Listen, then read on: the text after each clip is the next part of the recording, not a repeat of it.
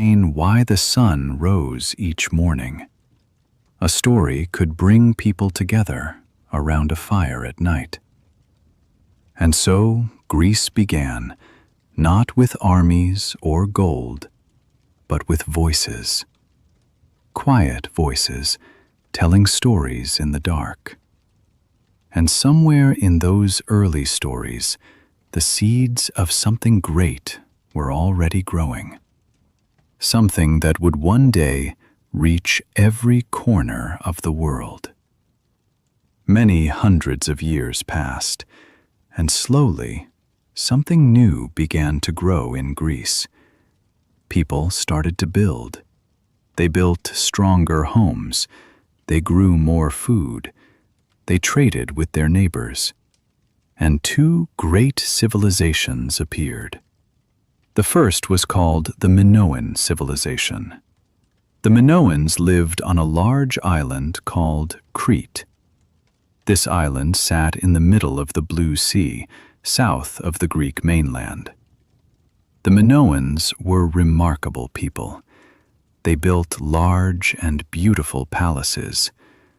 The most famous was called Knossos.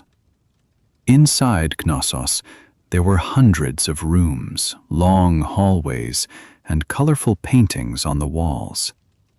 The paintings showed dolphins swimming in the sea. They showed young people dancing and playing. Life in Knossos looked peaceful and full of color. The Minoans were also great traders. Their ships sailed across the sea carrying oil, wine, and fine pottery. They brought back copper, gold, and new ideas. They were connected to the world around them. But then, around 3,500 years ago, something happened. Something difficult and mysterious. The Minoan civilization began to fade. Historians are still not completely sure why. Some believe a great volcano erupted nearby. Others believe there were earthquakes, or perhaps new people arrived with more power. Whatever the reason, the Minoans slowly disappeared from history. But they left something behind. Their art, their buildings, their ideas. These things did not disappear. They passed on, quietly, to the next great civilization that was already rising on the Greek mainland. And that civilization had a very different spirit.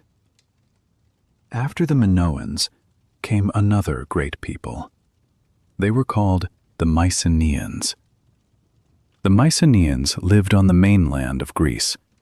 They were strong and organized. They built cities with thick stone walls.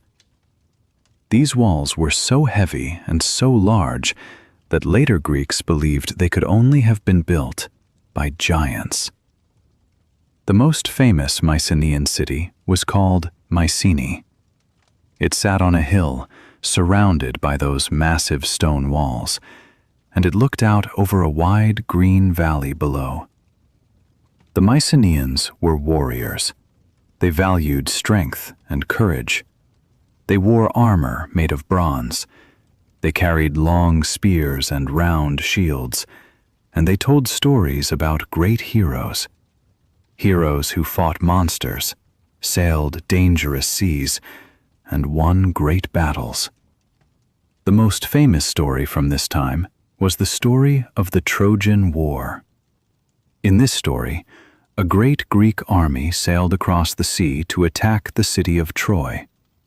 They fought for 10 long years, and in the end, they used a clever trick, a large wooden horse. The horse was a gift, but hidden inside were Greek soldiers. And when the people of Troy brought the horse inside their city walls, the soldiers came out at night and opened the gates. The city fell. This story was told for hundreds of years. It became one of the most famous stories in all of human history.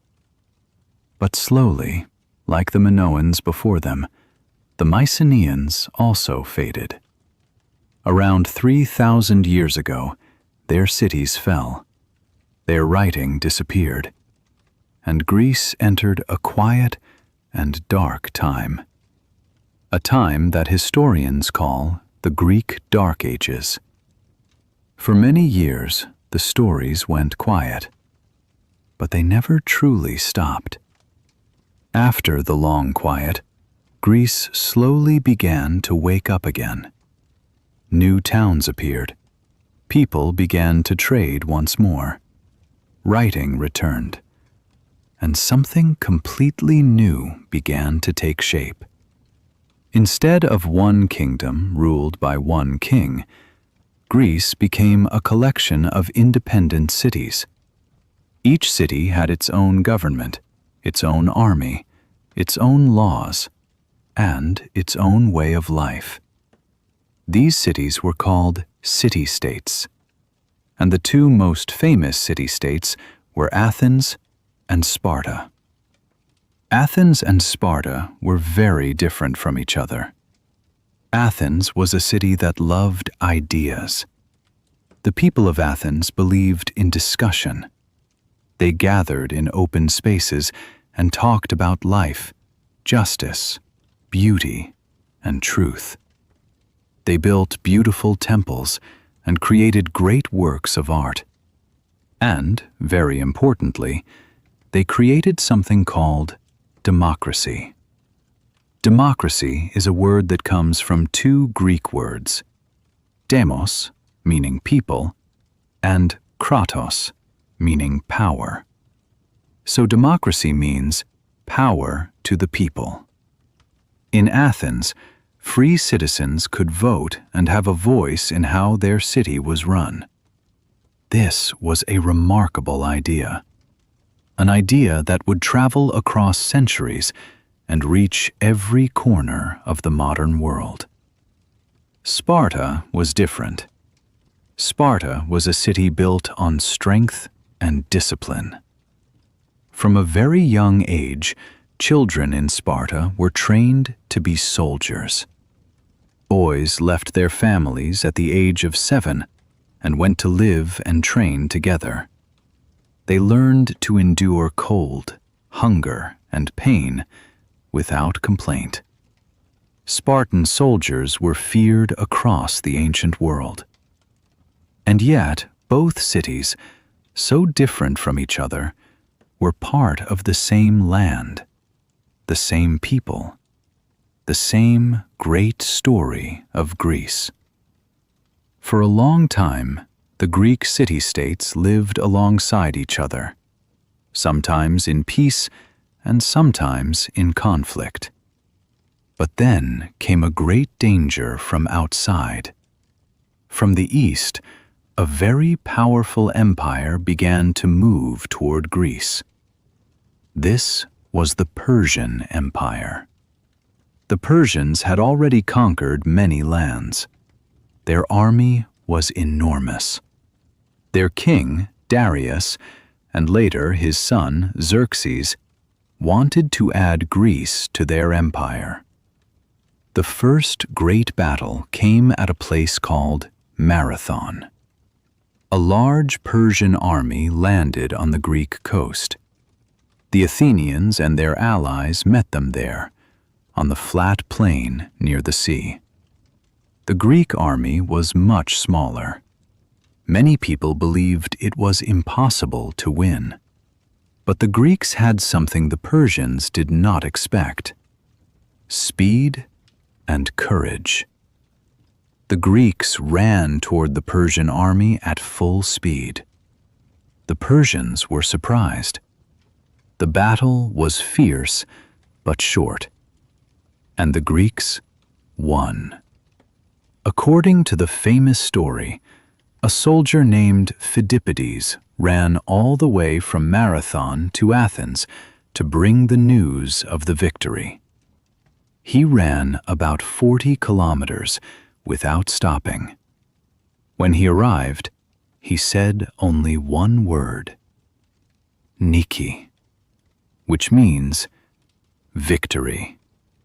And then he collapsed and died.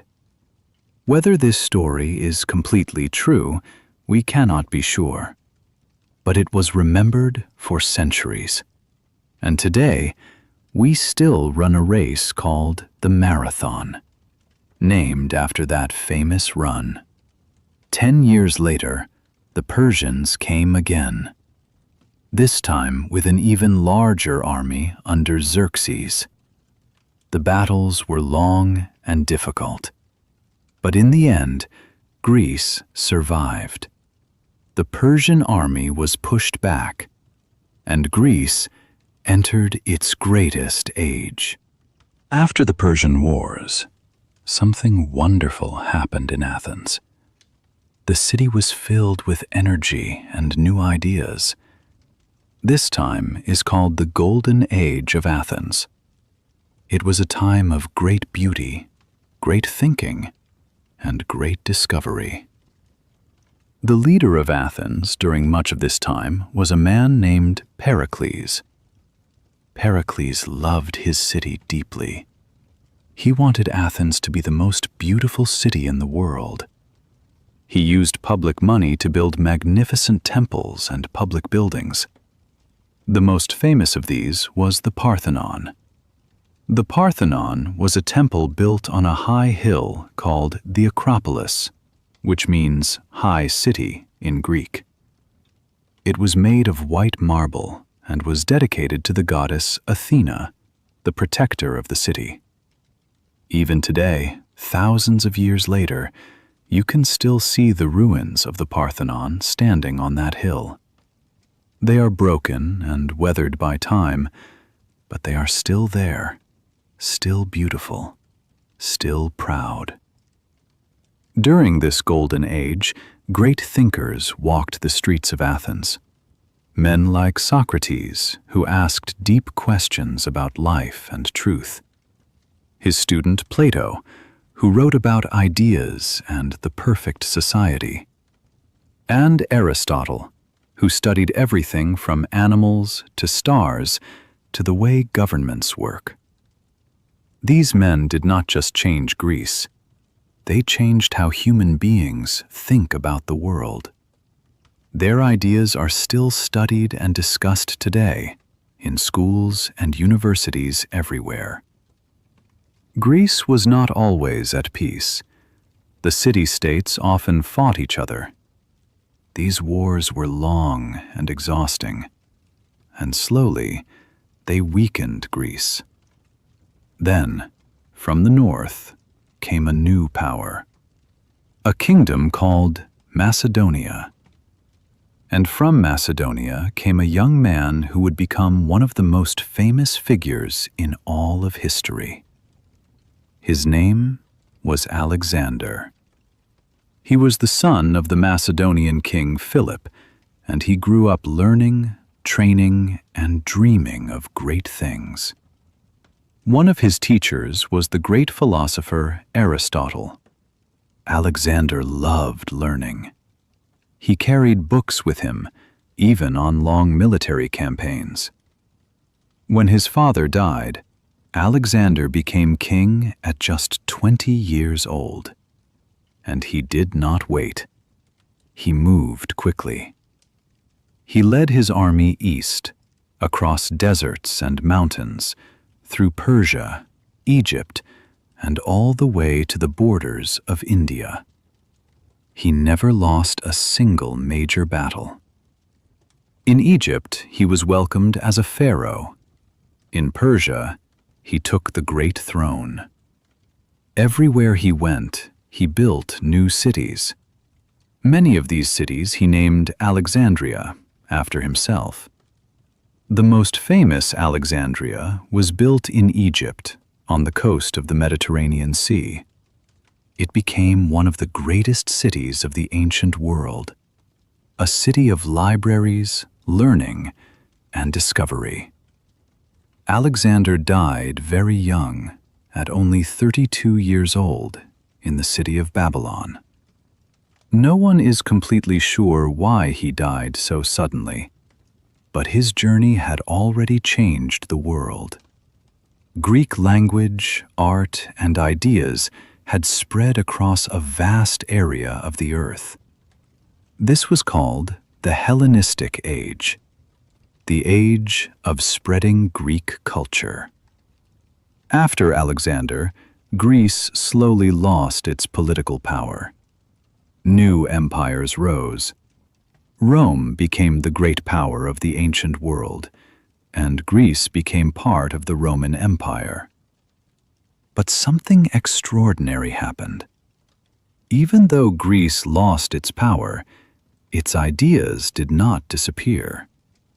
The Romans admired Greek culture